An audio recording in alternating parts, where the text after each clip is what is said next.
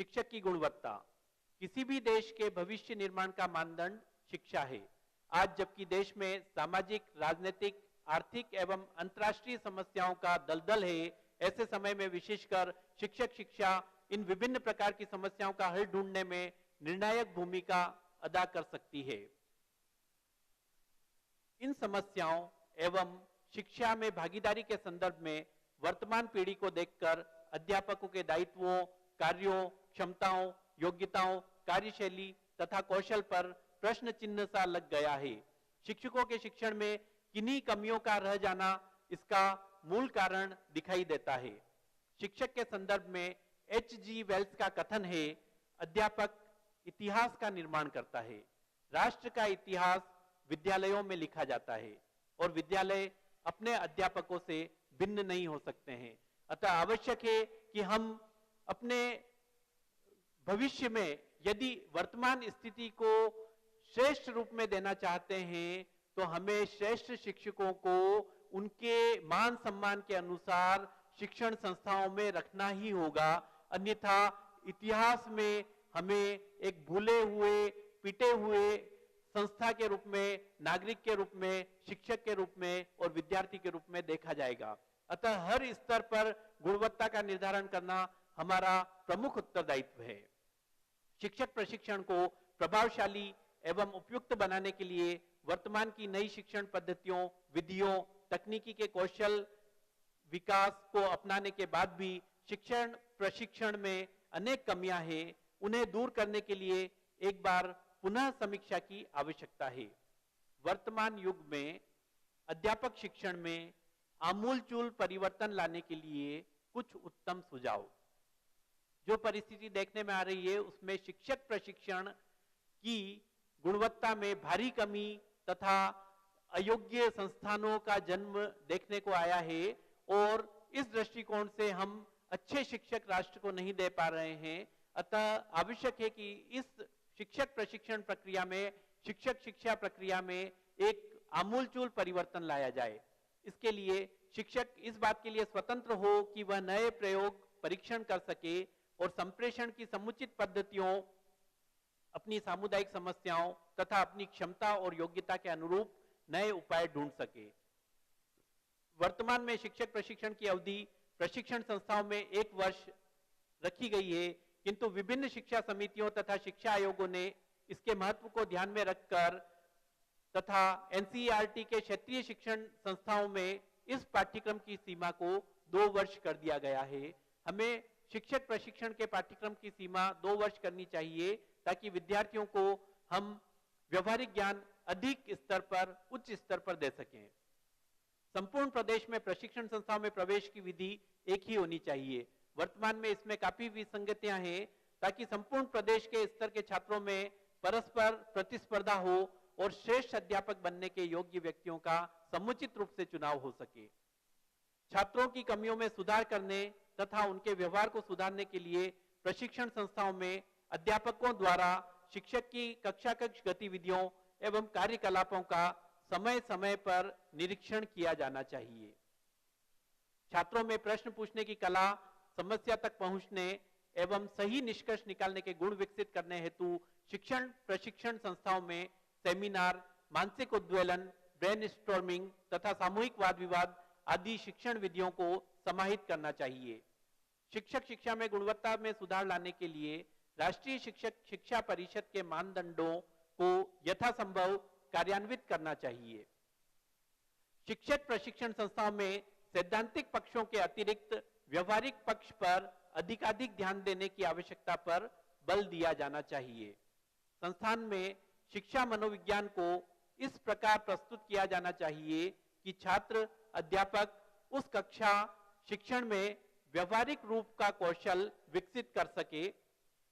अध्यापक प्रशिक्षण संस्थाओं में प्रवेश हेतु प्रवेश परीक्षाओं में सुधार के लिए शिक्षण अभिरुचि परीक्षण को मानकीकृत बनाया जाना चाहिए। इन परीक्षाओं को मानकीकृत करने की आवश्यकता है ताकि योग्य व्यक्तियों का चयन हो सके। शिक्षक प्रशिक्षण संस्थाओं में सैद्धांतिक मूल्यांकन, वस्तुनिष्ठ मूल्यांकन पद्धति को भी सम्मिलित किया जाना चाहिए ताकि छात्र पूर्ण विषय का गहनता से अध्ययन कर सकें। एक स्वस्थ समाज तथा कुशल नागरिकों के निर्माण में शिक्षकों से एक विशिष्ट उत्तरदायित्व की अपेक्षा की जाती है। शिक्षक की गलती से संपूर्ण राष्ट्र का भविष्य अंधकार के गर्त में चला जाता है। यहाँ हम देख सकते हैं कि शिक्षक का स्थान कितना महत्वपूर्ण है। उसकी गलती राष्ट्र को गर्त में धकेलने में सहायक बन सकती है। उपयुक्त शिक्षण की आवश्यकता को गंभीरता से लेना होगा। सही प्रकार से, ठीक प्रकार से शिक्षक शिक्षण कार्य करवाया जाए, शिक्षक शिक्षा का कार्य करवाया जाए, ताकि राष्ट्र की आवश्यकताओं से परिचित होकर शिक्षक अपने महिमा मंडित पद की गरिमा को धूल दूषित होने से बचाए। साथ ही शिक्षा के क्षेत्र में एक गौरवमय आदर्श को स्थापित करने का कार्य किया जा सके। अगला बिंदु है शिक्षक प्रशिक्षण में व्यावसायिकता के नवीन आयाम। किसी भी राष्ट्र का भविष्य शिक्षकों पर निर्भर करता है, अतः उनका सिद्धहस्त एवं दक्ष होना आवश्यक है। इसके लिए शिक्षकों के उचित प्रशिक्षण पर बल दिया जाता रहा है। आज शिक्षण के क्षेत्र में वही व्यक्ति सामने आ रहे हैं जो अन्य कहीं प्रवेश नहीं पाते हैं और अपने पेशे से शिक्षक बनने में वे सफल जरूर हो जाएं, लेकिन निष्ठापूर्वक वे शिक्षण अध्यापन व्यवसाय से नहीं जुड़ पाते हैं, क्योंकि वे शिक्षण व्यवसाय के प्रति अपेक्षित रुचि नहीं रखते हैं। ऐसे शिक्षकों को उनके पेशों से निष्ठापूर्वक जोड़ने का उत्तरदायित्व शिक्षक प्रशिक्षकों के ऊपर आ जाता है।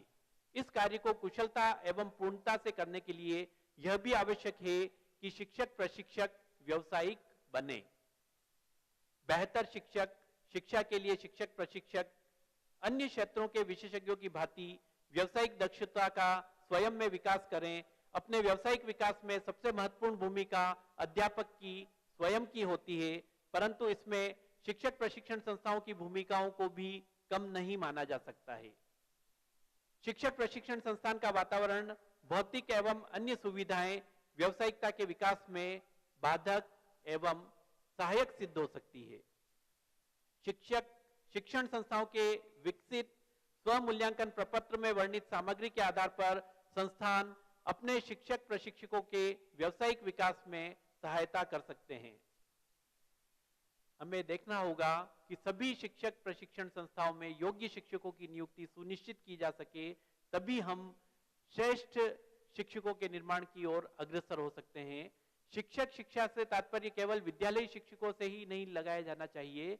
यहां हम देख सकते हैं कि विविध व्यावसायिक पाठ्यक्रमों में मेडिकल, इंजीनियरिंग तथा हमारे तकनीकी विद्यालयों, महाविद्यालयों में अगर हम किसी शिक्षक को प्रशिक्षित कर रहे हैं तो उनका प्रशिक्षण भी, क्योंकि वो भविष्य में इन तकनीकी विद्यालयों में शिक्षक बनेंगे, शिक्षक शिक्षा के अंतर्गत इसी रूप में देखा जाना चाहिए। समग्र व्यावसायिक विकास के लिए यह आवश्यक है कि इसकी नींव सेवा पूर्व शिक्षक एवं प्रशिक्षण कार्यक्रमों में डाल दी जानी चाहिए। क्रियात्मक अनुसंधान से संबंधित संगोष्ठियों, सेमिनार, शोध वार्ताओं, अभ्यास शिक्षण, प्रोजेक्ट कार्यों, ऑनलाइन व्यावसायिक स्रोतों, कक्षागत व व्यक्तिगत आत्म मूल्यांकन द्वारा अधिगम अनुभवों की समीक्षा, साथियों से चर्चा के द्वारा शिक्षक प्रशिक्षक व्यावसायिक विकास कर सकता है। अपने व्यावसायिक विकास में सबसे महत्वपूर्ण भूमिका तो शिक्षक प्रशिक्षक की स्वयं की हो सकती है। इसके बावजूद उसमें शिक्षक प्रशिक्षण संस्थाओं की भूमिका को कम नहीं माना जा सकता है।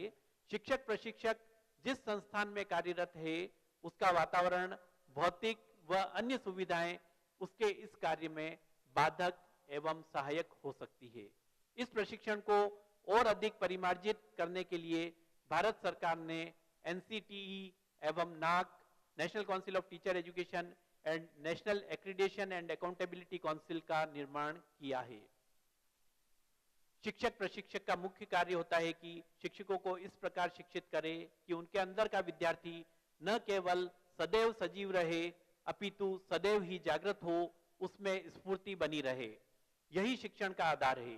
इसलिए शिक्षक प्रशिक्षक को न केवल शिक्षक को प्रशिक्षित करना होता है अपितु उसे भावनात्मक संबल भी प्रदान करना होता है, जिससे वे प्रतिबद्ध होकर बालकों में उनके सपनों को साकार होने की आशा एवं उत्साह भर सकें।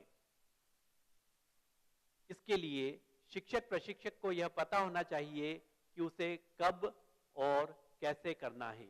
साथ ही उसे यह भी पता होना चाहिए कि उसे क्या करना है और क्या नहीं करना चाहिए।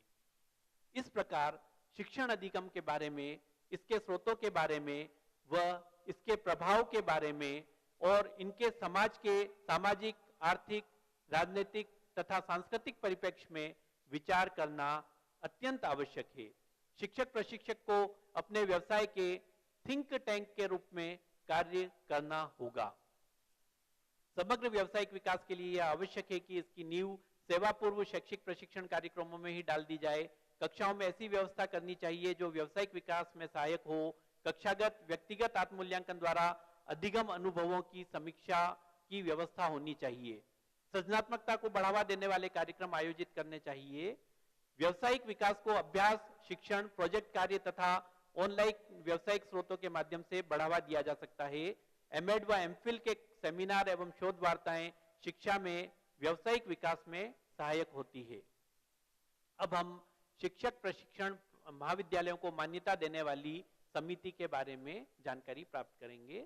स्ववित्त पोषित शिक्षक प्रशिक्षण महाविद्यालयों के मानक का निरीक्षण करने वाली committee NCTE, national council of teacher education द्वारा नामित होती है। उसमें जो एक्सपर्ट, शिक्षाविद, प्रशासनिक अधिकारी होते हैं, जिनमें से अधिकतर पैसे पर बिके हुए होते हैं और महाविद्यालय की गुणवत्ता और मानकों को देखे बिना उसको मान्यता प्रदान करने की सिफारिश एनसीटीई को कर देते हैं और उसे प्रशिक्षण महाविद्यालयों की मान्यता प्राप्त हो जाती है। यह महाविद्यालय शिक्षक प्रमाण पत्र देने वाली संस्था बन जाती है। यहाँ यह तथ्य महत्वपूर्ण रूप से दृष्टिगोचर है कि एनसीटीई में जो भी अधिकारी इंस्पेक्शन के लिए जा रहे हैं वे शिक्षा के क्षेत्र से जुड़े हुए हैं और वे ही गलत तरीके से गलत महाविद्यालयों को मान्यता प्रदान करके न सिर्फ अपने विद्यार्थियों के लिए, न सिर्फ शिक्षा के लिए, वरन समाज एवं श्रेष्ठ के लिए भारी हानि को जन्म देने में सहायक बन रहे हैं। इस तरह से इस प्रशिक्षण महाविद्यालय की नींव ही जब मानकों के अनुरूप नहीं पड़ी तो योग्य शिक्षकों का निर्माण हम नहीं कर सकते। इस प्रकार प्राथमिक स्तर महाविद्यालयों की मान्यता की संस्तुति प्रदान करने वाली कमेटी ही देश के भविष्य के साथ खिलवाड़ कर रही है, तो राष्ट्र का विकास नहीं हो सकता है। अधिकतर प्रशिक्षण संस्थाओं द्वारा निरीक्षण के समय अपनी भौतिकीय व मानवीय स्थिति को 1 या 2 दिन के लिए मात्र कृत्रिम रूप से निर्मित कर लिया जाता है। एनसीटीई हेतु कुछ सुझाव। स्ववित्त पोषित प्रशिक्षण महाविद्यालयों का एनसीटीई के द्वारा निर्धारित मानक को पूरा करने के उपरांत ही उसको मान्यता प्रदान की जाए। इन महाविद्यालयों को यूजीसी के अनुरूप शिक्षकों की नियुक्ति करनी चाहिए और यूजीसी के अनुरूप ही उन्हें वेतनमान प्रदान करना चाहिए। स्ववित्त पोषित योजना के अंतर्गत प्रशिक्षण महाविद्यालयों में कार्यरत शिक्षक के प्रति प्रबंध तंत्र का दृष्टिकोण सहानुभूतिपूर्वक, सहयोगपूर्ण, सकारात्मक होना चाहिए। प्रबंध तंत्र को शिक्षक को अपने अपने कर्तव्यों को उत्तरदायित्व के साथ निर्वहन करना चाहिए। शिक्षकों की नियुक्ति एवं छात्रों का प्रवेश योग्यता के आधार पर होना चाहिए। आय को किसी भी दृष्टिकोण में आधार नहीं बनाना चाहिए। इन प्रशिक्षण महाविद्यालयों, विश्वविद्यालय के शिक्षा विभागों ने शिक्षकों की नियुक्ति स्थायी रूप से होनी चाहिए, जिससे शिक्षक अपने भविष्य को लेकर मानसिक द्वंद्व की स्थिति में न रहें और शिक्षक प्रशिक्षण के कार्य में संलग्नता पूर्वक लगकर अपना अध्ययन भी ठीक प्रकार कर सकें।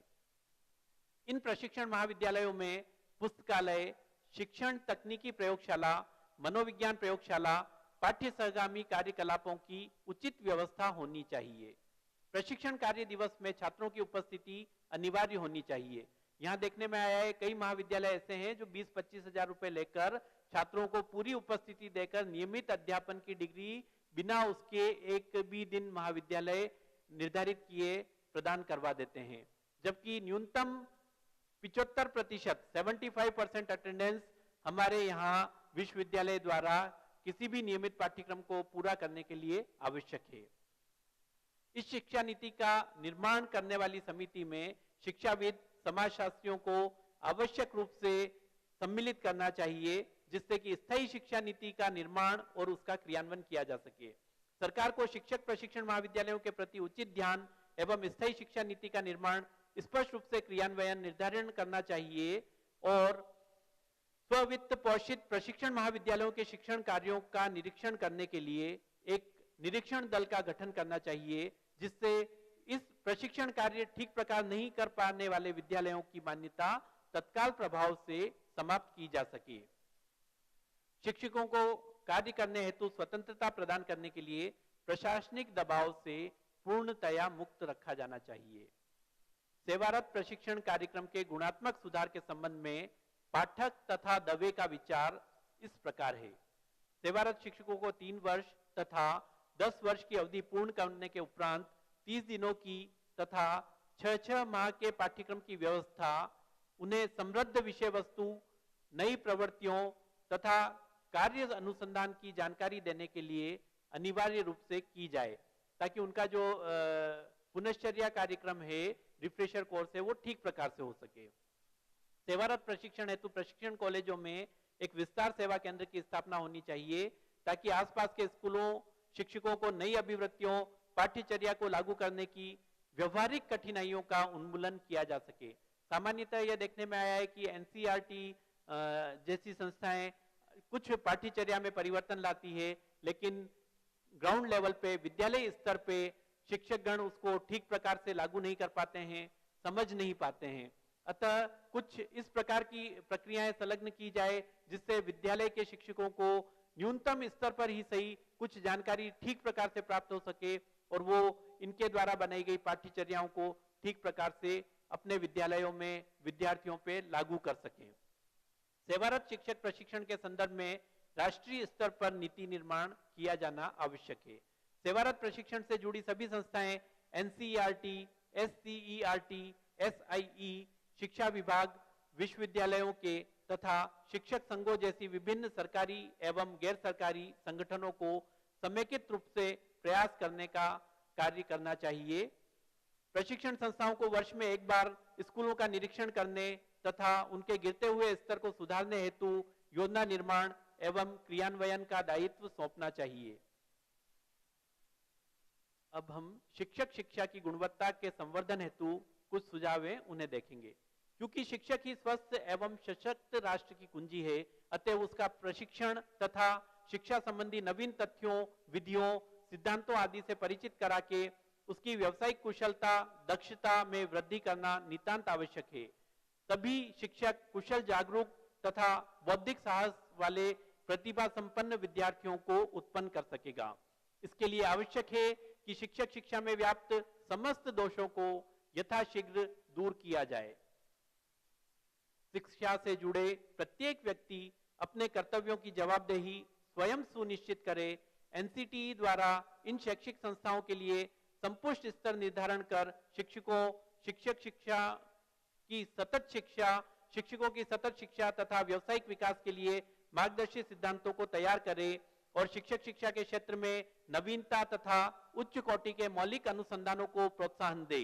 अध्यापकों की शिक्षा एक सतत प्रक्रिया है, कंटिन्यूअस प्रोसेस है।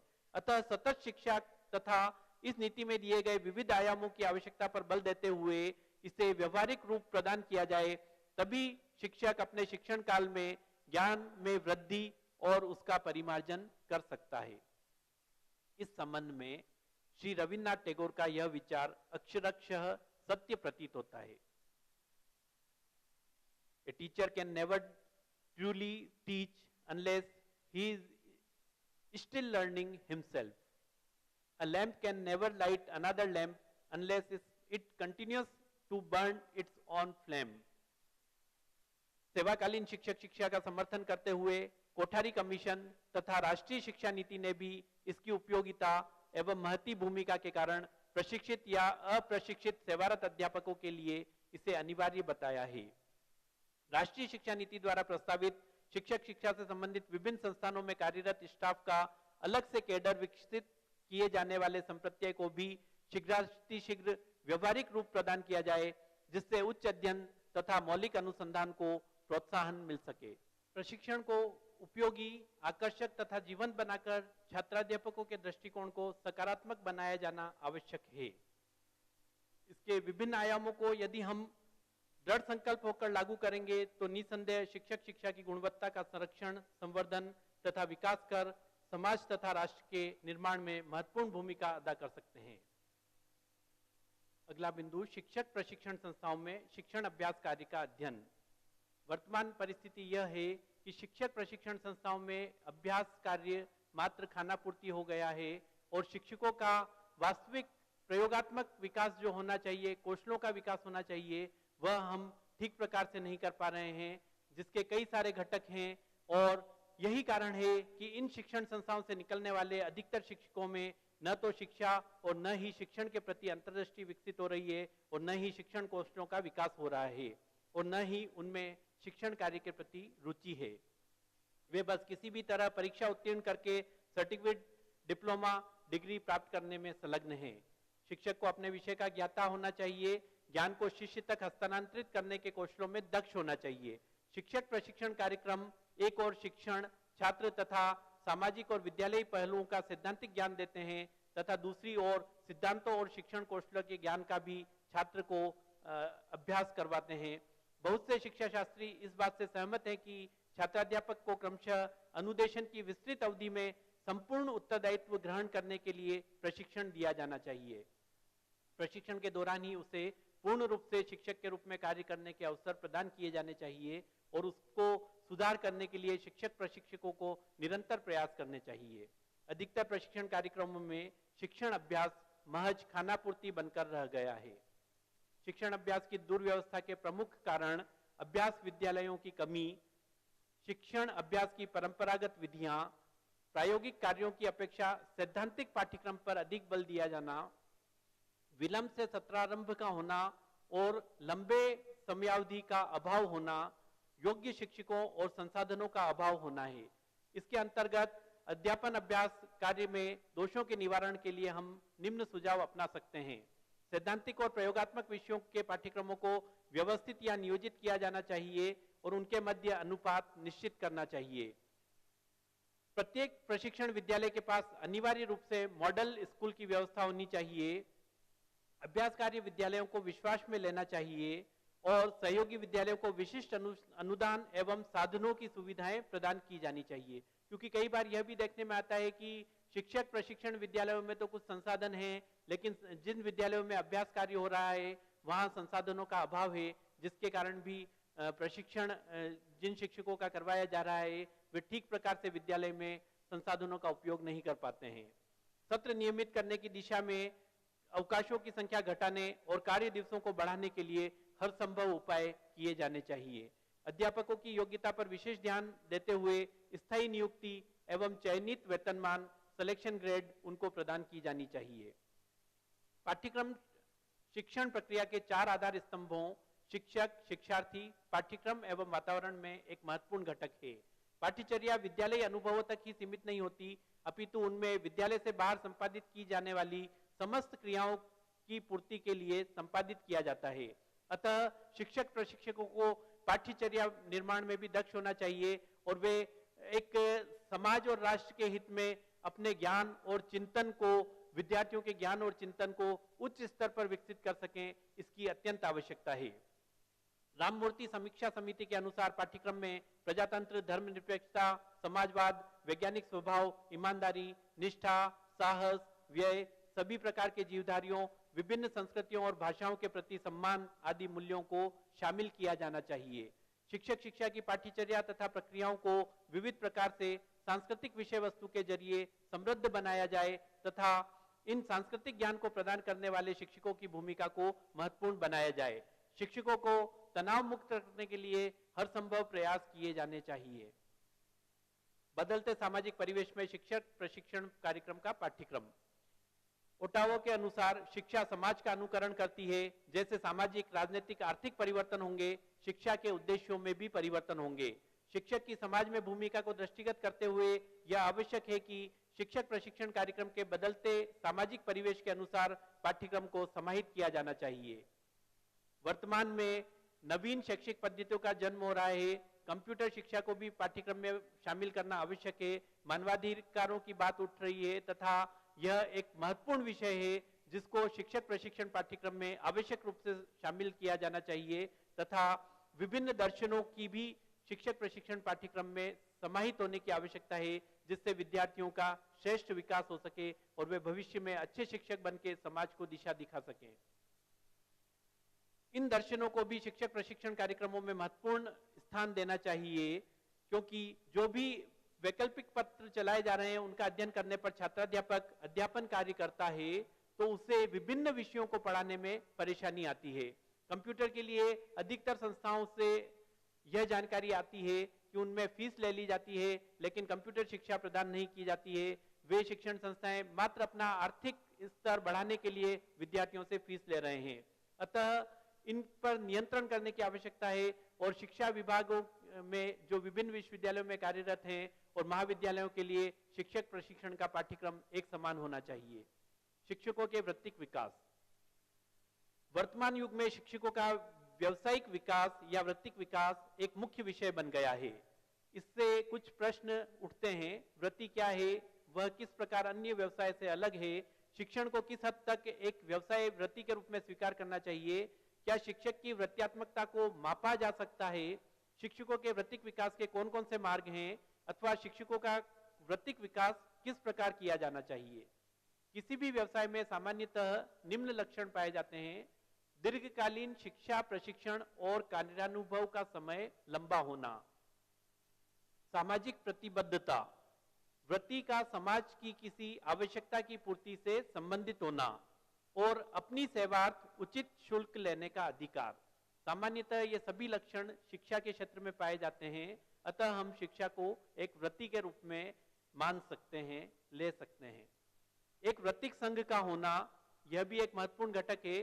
प्रत्येक व्यवसाय में एक संगठन होना आवश्यक सा हो गया है और इसी प्रकार के संघ और संगठन राष्ट्रीय तथा अंतर्राष्ट्रीय स्तर पर भी होते हैं तथा वृत्तिक आचार संहिता, प्रत्येक व्यवसाय की वृत्ति की एक अपनी आचार संहिता होती है और शिक्षक के लिए भी शिक्षक शिक्षा के क्षेत्र में एक आचार संहिता, आदर्श आचार संहिता का होना आवश्यक है। यह एक सार्वभौमिक सत्य है कि शिक्षक अपनी वृत्ति में प्रवेश के पूर्व एक लंबी प्रक्रिया से गुजरते हुए विशिष्ट ज्ञान, प्रशिक्षण और कार्यानुभव की प्राप्ति करता है। तब वह समाज की नई पीढ़ी को अज्ञान के अंधकार से निकालकर सामाजिक आदर्शों एवं मूल्यों के प्रकाश के सांचे में ढालता है। वह व्यक्तिगत तथा सामाजिक दृष्टि से अत्यंत महत्वपूर्ण आवश्यकताओं की पूर्ति कर अपना दायित्व निभाता है। शिक्षण अभी पूर्ण वृत्ति नहीं है। संभव है कि भविष्य में शिक्षण भी एक पूर्ण एवं विशुद्ध वृत्ति बन जाएगी। यद्यपि तकनीकीकरण, वैश्वीकरण एवं शिक्षा का निजीकरण इस बात का संकेत कर रहे हैं कि शिक्षण एक पूर्ण वृत्ति बन जाए, परंतु वृत्तीकरण की धारा के प्रवाह में शिक्षण के ज्ञानात्मक, भावात्मक तथा क्रियात्मक तीनों ही पक्षों को मद्देनजर रखना होगा। छात्रों का सर्वांगीण विकास शिक्षक की वृत्ति है। शिक्षण वृत्त्यात्मकता का आकलन करने के लिए कुछ महत्वपूर्ण तथ्य शिक्षाविद सिम्पसन तथा हुड द्वारा बताए गए हैं। वे निम्न हैं। संप्रेषण कौशल या वृत्ति छवि, शिक्षण संरचना या पूर्व तैयारी, कक्षा शिक्षण में जाने से पूर्व वह शिक्षण की संरचना तथा अपनी तैयारी अच्छे से करे। शिक्षक शिक्षार्थियों के अध्यापन के लिए सहकार्य एवं योजना कार्य के लिए विषयों का आवंटन भी शिक्षक करता है। इसको निम्न अनुसार समझा जा सकता है। क्या छात्र ने निर्धारित समय में पाठ्य वस्तु को समाप्त कर लिया है? क्या छात्र ने विषयानुसार सहायक सामग्री का प्रबंध किया है? क्या उसने समयानुसार एवं दैनिक आधार पर ही पाठ्य योजना में पूर्व में ही सुगठित रूप से तैयारी कर ली है? क्या शिक्षक में अधिगम के लिए छात्रों को गृह कार्य की जांच कर उन्हें स्वाध्याय के लिए प्रोत्साहित या उत्प्रेरित किया है?